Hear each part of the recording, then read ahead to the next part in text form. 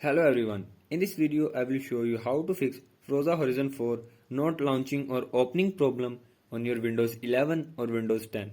So to fix this issue, follow every step as I am showing in this video, and do not forget to subscribe this channel and also press the bell icon for the latest upcoming videos. Hope so this will fix your problem and help you a lot.